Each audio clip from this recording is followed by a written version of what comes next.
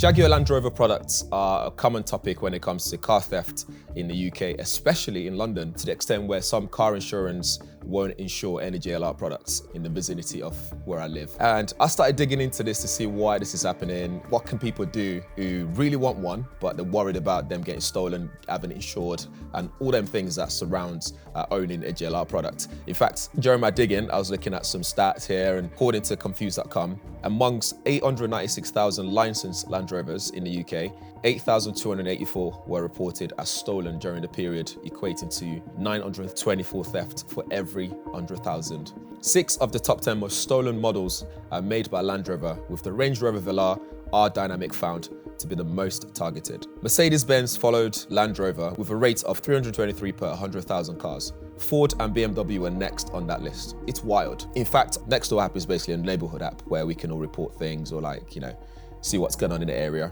And on the app, I literally scroll on there every other week. There's always someone who's reporting, oh, my car's been stolen or broken into, whatever. It's a wild thing to think about. So I went to speak to a company called Global Telemetrics, who specializes in stolen vehicle monitoring. I spoke to Andrew, who's one of their top specialists, to find out why this keeps happening and what can people do. Probably 75% of our thefts are keyless. You know, you've gone to sleep, woke up, and the car isn't there anymore. And there's numerous ways of doing that. There's relay theft, which I think is probably the most commonly talked about, where they're boosting the signal from the key and make it look like it's closer than it is, and then driving off. They can program new keys to a lot of these cars. There's, with the CAN technology in the cars, there's overrides. So it's always changing. You solve one problem and the thieves are going to go find another. It's cat and mouse. So with so many cars on the road, why JLRs? There's a lot of money to be made. It's a massive industry. You know, if you take JLR vehicle, for example, take the doors and the seats and leave the rest, that's a few grand right there they can sell, and they're sought after, so people might be buying and thinking they're genuine parts. But a lot of the time these parts are shipped out of the country, so there's money to be made. That's the reason anyone commits crime. So it always tends to be in London, but is it just always London, and is it as easy as it sounds? Especially now in areas like Birmingham, London, anyone can be a target. You can just have your car parked up on the wrong street overnight and it can be sort of picked, right, we're coming back tomorrow night. I don't think it's necessarily sort of watching you for hours upon end of where you go shopping and that kind of stuff. I think a lot of it is, where do you keep this vehicle in the day and where do you keep it at night? So what can people actually do for their peace of mind? Trackers are obviously the obvious one. It's going to give you a much higher chance of seeing that asset again. Immobilisers are a big thing at the moment. We've had massive popularity with our no card, no start. So if you haven't got this card with you, that vehicle isn't going to start, and it stops it going in the first place. I do believe that steering locks are good because a thief can see it, and if you've got two cars side by side and one's got it and one hasn't, they're going to pick the one that hasn't. If they want it, they will take it. No matter what you do, I don't think no one offers a 100% guarantee of anything anymore. All you can do is practice reasonable security, depending on the asset you've got and where you keep it. Is it in a garage overnight, or is it on the drive, or do I park it at the same train station every day? Next, I wanted to find out what actually happened with the victims that it's actually happened to before. So I went on, I spoke to 2 different people about their experience. Tell us, what car have you got? Which Range Rover? I've got the Evoque. The Evoque. And how long have you had it for? I've had this one for nearly 2 years. When you were buying it, right? Okay. Did you have any reservation? Were you aware of any a thing with them getting stolen? No, I had no idea. No idea at all. This one is my second one. The last one was stolen, so at that point I didn't know that there was a risk of it getting stolen. The first time, I didn't know. It was a dream car of mine for years. When you bought the car, was there any training, or were there any extra information on keeping your car safe or anything like that? Nothing. Did they run you through an app that you could use connected to your car back then, or anything like that? Nothing? Not that I can remember, no. Do you use an app for it now? I don't. I have a ghost immobiliser on this one, but I did that through a third party supplier. So you're not aware of the Range Rover Remote Start app? No.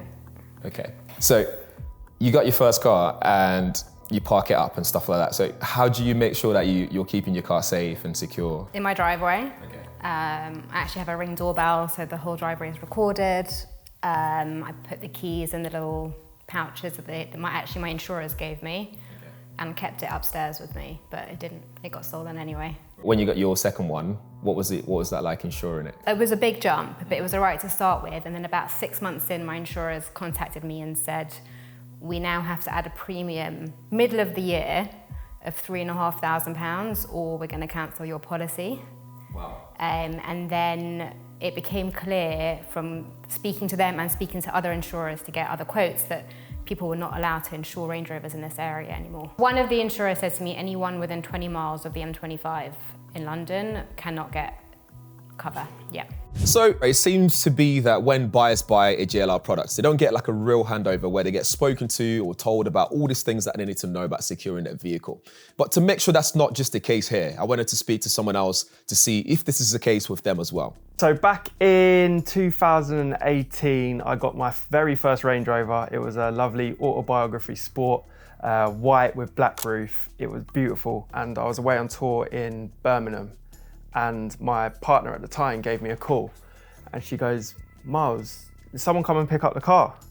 And I was like, what are you talking about? She was like, the car's gone. I needed to go out into London. Did someone come pick up the car? And I was like, no. I had a doorbell camera, CCTV thing. And I was like, okay, it's 9 o'clock in the morning. Nobody could have come and collected it. My old man lives far away, so he wouldn't have come and randomly borrowed it. So I checked the CCTV and it was there at 10 past 2 and 11 minutes past 2, it was off the driveway. I had the pouches, the key pouches, the spare key was in there, and the driveway was a bit further back from where the car was as well. It's a good 30, 40 feet. The fob was in the lead pouch, so I thought I'd be okay whilst I'm on tour. And little did I know that it was gone early hours in the morning with no problems whatsoever. From speaking to some victims, there seems to be a trend with them not actually understanding how to secure their car properly. Learn about the car, I think, probably the best advice. The key is a great example of how commonly these vehicles are stolen, yet the owners don't know, but if I double press the key, then it locks it further down. Faraday bags, I've always rated them. I say that to sort of all the clients I speak with. It's only a small thing. It's not going to have a drastic effect on your day, putting your key in a pouch before you go to sleep. The more small things you can practice and put as part of your day-to-day routine and keep it in the back of your mind. But it's protecting the asset, you know where it is all the time, you have notifications to your phone if certain things are happening, which is part of day-to-day life now. If you get a notification when you spend £2 on your bank card, why aren't you going to get a notification when your ignition's just turned on in the middle of the night? So I think it's just a more modern way of looking after a car now. It's changing with the times. So it got me wondering, what's the police actually doing about it? Our priority is returning the asset to the owner, and the police, their priority is find who stole that asset in the first place. And we're all working towards the same goal, but sometimes, we've got different objectives along the way. They're trying to build a case, gather evidence, and we just want our customer to be back with his car as quickly as possible. Without the police, it would be chaos, and we wouldn't be able to be where we are today. Their job isn't necessarily to get you your car back, it's to find who took it in the first place. So having spoken to two different victims, it seems that everyone's trying to do their best in keeping their car secure as possible, like putting their keys in a Faraday pouch, using steering wheel locks, ghost trackers, and so on. And it got me thinking though, what's JLR actually doing about this? But we'll come back to that shortly. First, I wanted to try and insure a JLR product myself to see how much it will cost and if they will actually insure me. I've done the quote, they refused to give an insurance quote. I'll tell you why, it's nothing to do with the driver. It's the vehicle itself. So the reason why I said how long have you been driving for, because last year and this year, the risk rates for Land Rovers have gone very, very high. So half the insurance companies or half the insurance market do not want to insure the car. And the other half, they'll insure you, but they'll charge you like double or triple of what you normally pay. So as you can see, just got off the phone from a direct line, and with my details given, I live in Southwest London and they won't insure that particular car. The guy even said it's not me, it's the car itself. It's just very risky for them. It's a high risk vehicle for them to insure. He said something which is quite interesting, which was they're part of the group that choose not to insure the car. So apparently there's another group of insurance company that will insure the car. It's just a matter of trial and error, comparing the market and see which one will actually insure you. Looking at another article, it says last month's analysis by The Telegraph revealed that only a pair of insurers were prepared to offer coverage for a Range Rover Velar R Dynamic in London. For the least expensive annual policy, the average quote was £22,515. This was based on a 35-year-old female from London with 6 years of clean driving history. The thing is, it's not all bad news though. Things are getting better for JLR product. So it might be one of those things where you have to wait for a bit before you start to get yourself involved, or just speak to JLR themselves and so on. In fact, JLR said only 0.07% of new Range Rover and new Range Rover Sports and 0.3% of new Defenders are being stolen. So the numbers are going down, so it's not all bad, it's getting better and better.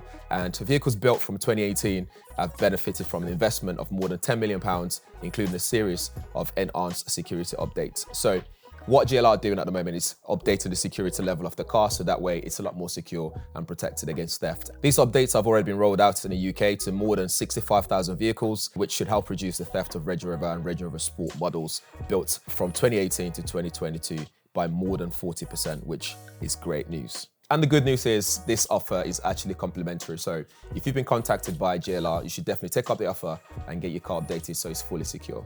Regardless of all the security measures, updates, and anything else, sometimes we are the weakest link when it comes to the car itself. So in terms of like leaving your vehicle unattended and all that kind of stuff. So I've spoken to JLR, they gave us some robust list of things that you should be doing to make sure that your car is secure. So as well as downloading that remote app where you can use to monitor your car, which has the Guardian mode, which means you can get alerted if anything's been tampered with when it comes to your car. There are other things as well that you should definitely keep in mind when owning a JLR product or you're thinking of getting one.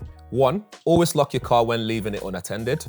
2, activate the alarm by pressing the lock button on the door or on the smart key twice within a 3-second interval, so you get the beep to let you know that it's done. 3, use the Jaguar and Landrover remote app, which we've run through in this video, and switch on the vehicle lock reminders and Guardian mode for added security. All new vehicles come with a free subscription package for 3 years, and the app is available in the app stores, so Android or iOS. 4, ensure Secure Tracker or Secure Tracker Pro is activated. All new vehicles come with a free subscription package for 12 months. Finally, don't leave keys where they can be easily taken. For example, near a letterbox. Do not hide them. If thieves break into your home, it is far better for your safety that they do not confront you for the keys. So, I've spoken to some victims, spoken to a car security specialist, and done a bit of research on my own. It's only right that I go to speak to JLR to do some fact checking and to get to the bottom of this.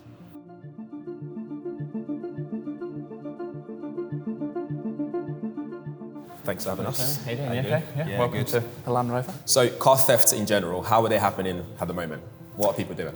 Within keyless theft, we see 3 particular theft methods that have affected us. So relay hack, particularly where criminals will come to a house and amplify the signal between the key and the car and intercept that signal to unlock and drive the vehicle away. To counter that, we launched ultra-wideband key technology in 2018, and we've provided additional aftermarket solutions and advice for our clients that have cars that are older than that don't have the ultra-wideband key technology. We then saw the body control module hack. Criminals are looking for a way into the vehicle, so they need access to a vehicle. And once inside, they program a key to the backup start module, in essence giving them a key to the car to then drive it away. And to counter that, we've launched software updates that have been delivered into our current model lineup cars from point of manufacture, so they all come with that in. And then with our older cars, we've been bringing them back into the retailers to be updated. And we've done 83,000 updates so far, and we're rolling more and more vehicles into that. Currently back to 2018, and we're working back to vehicles 2016 with a new update later in the year. And then the last thing that we've started to see over the last 12 months is the controller area network, or the CAN hack, where criminals will cut a hole in the vehicle, often in the tailgate, and plug into the main network of the car, looking to trigger an unlock of the vehicle. And where we've seen that be successful in some vehicles, in that they've been able to unlock the vehicle, because of the work that we've done with the body control module, they're unable to drive the vehicle away. So some of our clients have seen that they've been out to a car that may have some damage and may be unlocked, but hasn't been stolen. And we're also working on an update that will counter that will be due soon as well. We'll touch ever so slightly on the app, for example. Could you talk more about the app? Secure Tracker and Secure Tracker Pro is a Thatcham rated tracker, and that's built into the vehicle. It's a free subscription with all of our new vehicles, and then as people buy older vehicles, they can have that subscription as part of their service, and that gives them access to even more features in either the Jaguar or Land Rover remote apps. And within the app, you've got the ability then, there's a number of convenience features in there, such as vehicle remote climate, but the real big ones that I'm interested in from a security perspective, walk away unlock alerts. So when that's toggled on, that means that if you were to forget to lock your vehicle and walk away, within 15 minutes you get a push notification on the app, and then that would say that your vehicle's unlocked, and you can either go and lock it with the key fob or you can lock it yourself via the app. We've also got Guardian mode within there, so if you were going home for the evening and parking the car up and you weren't planning to use it for the next few hours, you can toggle Guardian mode on, and then any interactions with the car would show up as a theft alert. So they would trigger that response into our tracking centre that would say, actually, the car should be parked, no one should be disturbing it, even with the keys at this stage, and that would trigger a theft alert. The contact centre would then contact you to say, is the car still there, or do we then launch a tracking episode with the police? And then speaking about the key, I also spoke about that previously and asked people that, the affected people. Could you tell us more about how that works? Because this double layer, right? So you press it once, twice for another feature. So we've got two different types of key fob. The pre-ultra wideband key is a sort of slightly smaller, slightly rounded with the brand name down the side of the key fob. And then we've got the new ultra wideband key, which is a slightly chunkier, more square key. And that's got the Land Rover or Jaguar roundel on the back. And that's a really good visual way to understand if you have got ultra wideband or pre-ultra wideband key technology, and then you know which security measures or aftermarket additional security measures you need to use, or if you don't need to use any of them. And the way we use the key fob to lock the vehicle is in two levels, really. So we have a single and a double lock. So if you press the key fob once as you're walking away from the car, you'll notice that things like the wing mirrors go in, the door handles will retract in if you've got retractable door handles, and that will trigger the vehicle to single lock, and for the intrusion sensors internally and externally to be activated on the car. Now, there's a second level, which is to double lock. So if you press the fob again, that would deadlock the doors. So that would mean that even if you were to break a window and try to open the doors, that wouldn't work, so they're deadlocked. The reason that there's two levels is because you may have a situation, potentially maybe you're at a petrol station forecourt and you want to go in and pay and you want to lock the car to a degree, but you might want someone to have access to get out of the vehicle if they were inside. So it means that you can still open the doors from the inside. If you hit that second level of locking with a second tap of the key fob, you get the deadlock doors, which means they can't be opened from inside, and any movement inside will also be setting off the alarm. And the reason we do it for one press and then two press to add the levels of security is because sort of human behaviour is often that people will sort of take their key fob out and click multiple times as they're walking away to check that their vehicle's locked. So by multiple presses, you can only add to the level of security of the vehicle rather than bring it down any and leave it in lesser state. I think the really important thing to really try and push out to clients is make sure the vehicle's locked before you leave it. So use those cues. You get an audible signal that the vehicle is locked. You get the visual signal with the wing mirrors, with the door handles, and with the flash of the lights. In addition to the 1 and 2 stage locking with the key fob, we've introduced into our newer vehicles and are introducing now the new change points into our entire model lineup. Walk-away locking, which allows the client, when they step out of the vehicle, if they get out of that 2.5-3 metre range, the vehicle will single lock automatically without them needing to do anything with the key fob. And similarly, when they approach the vehicle within that 2.5 to 3 metre range, the vehicle will unlock as they walk towards the vehicle.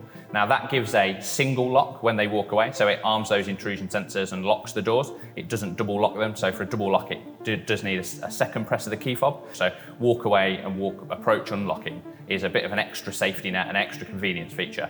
All right, so with car theft in general, not just JLR, what's the current picture right now? Theft in the UK has risen by almost 60%, and we're seeing now from recent data that was issued by the DVLA in January that a car stolen almost every 8 minutes in the UK. We've actually seen that our brands have trended downwards in that data, so Range Rover and Range Rover Sport, 27 and 28% reduction compared to the majority of brands which have seen an increase in theft.